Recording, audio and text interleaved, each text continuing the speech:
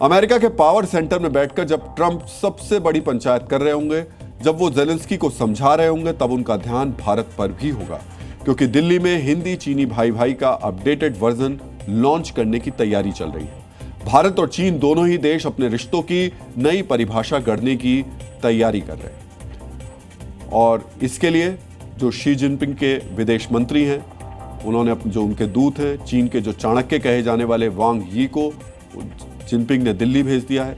यहां वो अजीत डोभाल के साथ बहुत ही महत्वपूर्ण बैठक करने वाले हैं। दोनों की मुलाकातों का हम डीएनए टेस्ट करेंगे। भारत और चीन के संबंधों के विश्लेषण से पहले आपके लिए जानना जरूरी है कि चीन के विदेश मंत्री वांग यी शाम को दिल्ली पहुंच चुके हैं। दिल्ली में उतरने के थोड़ी देर बाद उन्होंने भारतीय विदेश मंत्री एस जयशंकर के साथ मुलाकात की। दोनों देशों के विदेश मंत्रियों के बीच द्विपक्षीय मुद्दों पर विस्तार से चर्चा हुई। वांग यी ने कहा कि चीन भारत के साथ मिलकर काम करना चाहता है। उन्होंने कहा कि हम बाहरी हस्तक्षेप को दूर करेंगे और आपसी सहयोग को बढ़ाएंगे। बाहरी हस्तक्षेप, ये दो शब्द सुनकर ट्रंप के कान खड़े हो गए होंगे। उनके माथे पर शायद चिंता की लकीरें थोड़ी लंबी हो गई होंगी, क्योंकि बाहरी हस्तक्षेप के लिए सबसे ज्यादा बदनाम ट्रंप ही हैं। कल यानी 19 अगस्त को सुबह 11 बजे वांग यी की मुलाकात एनएसए अजीत डोभाल से होगी। फिर शाम 5:30 बजे चीन के विदेश मंत्री प्रधानमंत्री आवास 7 लोक कल्याण मार्ग जाएंगे और वहां पर उनकी मुलाकात प्रधानमंत्री नरेंद्र मोदी से होगी। दोनों देशों के संबंधों की जटिलताओं को सुलझाने के लिए वांग यी ऐसे समय में भारत आए हैं जब ट्रंप रूस और यूक्रेन के बीच समझौता कराने के लिए महापंचायत कर रहे हैं। तो वहीं प्रधानमंत्री मोदी का चीन दौरा भी तय हो चुका है। 31 अगस्त से 1 सितंबर के बीच होने वाली शंघाई सहयोग संगठन की बैठक में शामिल होने के लिए पीएम मोदी चीन जाएंगे। यह संकेत है कि पीएम मोदी और राष्ट्रपति शी जिनपिंग दोनों देशों के संबंधों को बेहतर बनाने के इच्छुक हैं। यही वजह है कि दोनों देशों ने अपने विश्वस्त को बातचीत के मोर्चे पर लगा दिया। वांग यी और अजीत डोभाल दोनों ही सीमा विवाद पर बातचीत के लिए नॉमिनेटेड विशेष प्रतिनिधि हैं। बैठकों में दोनों बॉर्डर के मौजूदा हालात पर तो चर्चा करेंगे ही, साथ में व्यापार और उड़ान सेवाओं की बहाली सहित कई प्रमुख मुद्दों पर विचार विमर्श भी कर सकते हैं, क्योंकि 2020 में जब लद्दाख की गलवान घाटी में भारत और चीन की सेना के बीच झड़प हुई, तब दोनों देशों के रिश्तों में कड़वाहट की मात्रा बहुत ज्यादा बढ़ गई। गलवान घाटी में अब भी बड़ी संख्या में सैनिकों की तैनाती है। हालांकि अजीत डोभाल लगातार इस कोशिश में है कि दोनों देशों के संबंधों में सुधार हो। पिछले साल दिसंबर में भी डोभाल चीन गए थे। तब उन्होंने चीन के उपराष्ट्रपति और विदेश मंत्री से मुलाकात की थी। डैमचौक डेप्सोंग सीमा पर तनाव को कम करने की पहल की। डोकलाम विवाद को सुलझाने में भी डोभाल ने महत्वपूर्ण भूमिका निभाई थी। हालांकि पिछले 5 साल में दोनों देशों के रिश्तों में बहुत ज्यादा बदलाव हुआ है। मित्रों, पहले यह आपको जानना चाहिए कि पिछले 5 साल में दोनों देशों के संबंध किस तरीके से बदल गए। पिछले 5 साल से दोनों देशों के बीच कोई सीधी हवाई उड़ान नहीं है। हिमालयी दर्रों से होकर सीमा व्यापार अब भी बंद है। भारत ने चीन के निवेश पर सख्ती बढ़ा दी है। चीन से होने वाले इलेक्ट्रॉनिक उपकरण जैसे कुछ सामानों पर सुरक्षा मानकों को ध्यान में रखते हुए कड़े नियम लगा दिए गए हैं। कुछ सामानों पर आयात शुल्क की मात्रा बढ़ा दी गई है। सुरक्षा वजह से कई चीनी ऐप्स पर भी प्रतिबंध लगा दिए गए हैं। यह वही दौर था जब प्रधानमंत्री मोदी ने स्वदेशी की अवधारणा पर जोर दिया, लोकल फॉर वोकल और आत्मनिर्भर भारत जैसी थ्योरी को आगे बढ़ाया। हालांकि द्विपक्षीय व्यापार में बढ़ोतरी भी हुई है। 2023-24 में व्यापार 136 मिलियन डॉलर तक पहुंच गया है। चीन से 101 बिलियन जो व्यापार था वो 74 मिलियन डॉलर के सामान भारत आए हैं, जबकि भारत से सिर्फ 16 बिलियन 65 मिलियन डॉलर का सामान ही चीन पहुंचा है। 2023 में भारत ने चीन के एफडीआई पर अपना रुख थोड़ा नरम किया। इलेक्ट्रॉनिक्स और ऑटोमोबाइल क्षेत्र में भारत ने चीन के एफडीआई को मंजूरी दी, लेकिन चीन से जो भी एफडीआई आता है उसका सरकारी मंजूरी होना जरूरी है। अब भी राष्ट्रीय सुरक्षा से जुड़े क्षेत्रों में चीन के निवेश की अनुमति नहीं है। बंदरगाहों और हवाई अड्डों में चीनी निवेश की इजाजत नहीं है। ऊर्जा, वित्तीय सेवाएं और स्वास्थ्य सेवा जैसे क्षेत्रों में भी चीनी निवेश पर कड़ी निगरानी रखी जाती है। इसके जवाब में चीन ने भी सख्ती दिखाई।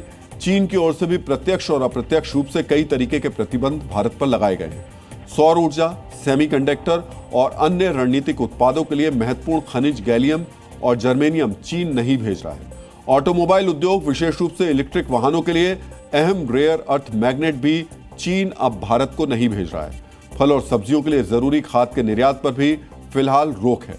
सेमीकंडक्टर निर्माण उपकरण, वोल्टेज और हीट टेस्टिंग मशीन, असेंबली लाइनों के लिए मोटराइज्ड ट्रैक, ऑप्टिकल और प्रोसेसिंग उपकरणों के निर्यात को भी चीन ने कम कर दिया है। मेट्रो, रेलवे और सामरिक रूप से महत्वपूर्ण पहाड़ी सुरंगों के लिए आवश्यक टनल, बोरिंग मशीन के निर्यात में भी सुचारू रूप से इस वक्त नहीं है। चीन के इस रुख से भारत की आत्मनिर्भरता और औद्योगिक विकास बहुत ज्यादा प्रभावित हुआ है। मैन्युफैक्चरिंग कॉस्ट काफी ज्यादा बढ़ गई है। भारत की निर्भरता चीनी आयात और निवेश पर है, तो वहीं दूसरी ओर चीन के लिए भारत एक बड़ा उपभोक्ता बाजार और कच्चे माल का स्रोत है। दोनों देशों के बीच सहयोग क्षेत्रीय स्थिरता, वैश्विक प्रभाव और सांस्कृतिक संबंधों को मजबूत करता है। भारत और चीन एक दूसरे के लिए आर्थिक, सामरिक और भू राजनीतिक दृष्टि से महत्वपूर्ण हैं। यही वजह है कि सीमा विवाद का समाधान कर दोनों देशों के बीच व्यापार बहाली और सीधी उड़ानों को शुरू करने पर जोर दिया जा रहा है। लेकिन इस सब के बीच जरूरी प्रश्न है, क्या चीन पर विश्वास किया जा सकता है? क्या गारंटी है कि चीन फिर से धोखा नहीं देगा? क्योंकि दोनों देशों के बीच संबंधों का लंबा इतिहास रहा है और इतिहास के पन्नों में छल से भरे कई अध्याय हैं, जिसमें चीन पीठ पर चाकू से वार करता हुआ दिखाई देगा। 1950 के दशक में भारत और चीन के बीच हिंदी चीनी भाई भाई का नारा लोकप्रिय था, मगर अक्टूबर 1962 में चीन ने विश्वासघात किया और भारत पर आक्रमण कर दिया। 2000 के दशक में भारत और चीन के बीच व्यापारिक और कूटनीतिक संबंधों में सुधार हो रहा था, मगर 2013 में चीनी सेना ने लद्दाख के टेप्सोंग मैदान में LAC के भारतीय क्षेत्र में घुसपैठ की। जब मोदी प्रधानमंत्री बने तो शी जिनपिंग के साथ संबंध सुधारने की उन्होंने पहल की। 3 साल तक सब कुछ ठीक रहा, मगर 2017 में चीन ने डोकलाम विवाद खड़ा कर दिया। 2018 और 2019 में वुहान और चेन्नई में मोदी शी की अनौपचारिक शिखर बैठक हुई। संबंधों को स्थिर करने की कोशिश हुई, लेकिन 2020 में गलवान में खूनी झड़प हुई। इतना ही नहीं, आतंकवाद के मुद्दे पर चीन हमेशा ही पाकिस्तान के साथ खड़ा रहा। 2022 में चीन ने पाकिस्तान के कुख्यात आतंकी अब्दुल रऊफ असगर, साजिद मीर, अब्दुल रहमान मक्की, तलहा सईद और शाहिद महमूद को संयुक्त राष्ट्र में बचाया।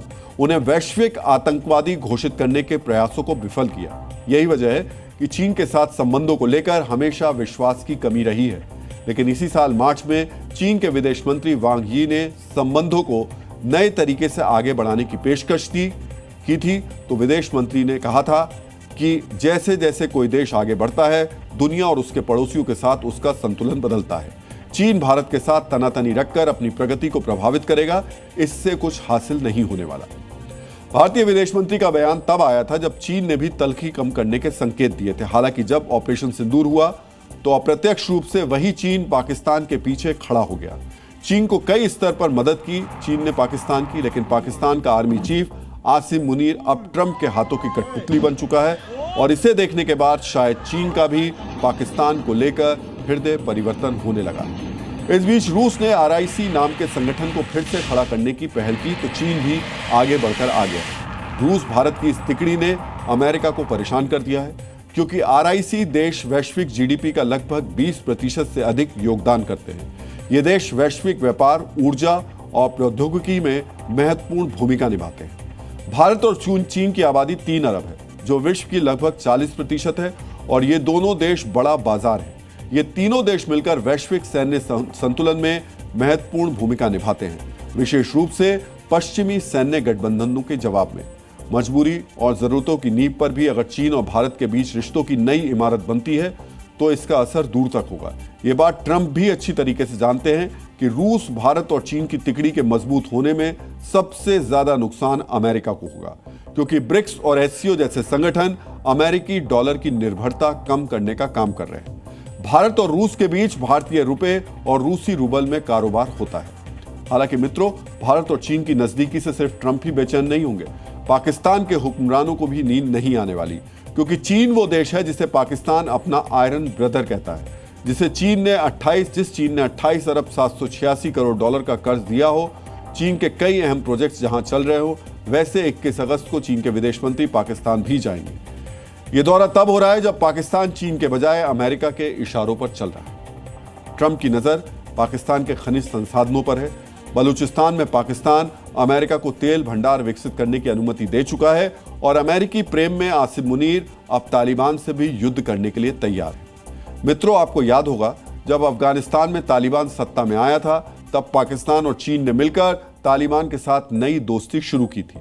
मगर पाकिस्तान अब तालिबान से लड़ रहा है, जबकि चीन और तालिबान के आर्थिक और राजनीतिक दोनों संबंध बेहतर हुए हैं। दूसरी ओर चीन के दुश्मन अमेरिका की ओर भी पाकिस्तान का झुकाव बहुत ज्यादा बढ़ चुका है। तो वहीं भारत चीन का दूसरा सबसे बड़ा ट्रेड पार्टनर है। चीन को भारतीय बाजार की जरूरत है। रूस ने दोनों को नजदीक लाने में बहुत ज्यादा मदद की है। अमेरिकी थिंक टैंक भी भारत को लेकर ट्रंप के रुख से नाराज हैं। उन्हें लग रहा है कि ट्रंप को भले ही नोबेल मिल जाए, मगर नया वर्ल्ड ऑर्डर तैयार हो सकता है। रूस, भारत और चीन की तिकड़ी के साथ वो तमाम देश एक साथ दिख सकते हैं जिन पर ट्रंप ने टैरिफ वाला बम फोड़ा है। यही वजह है कि भारत का नाम लेकर पुतिन को बातचीत की टेबल पर लाने का दावा करने वाले ट्रंप का ध्यान उस वक्त भी दिल्ली पर होगा जब वो ज़ेलेंस्की से मिल रहे होंगे। जी न्यूज़।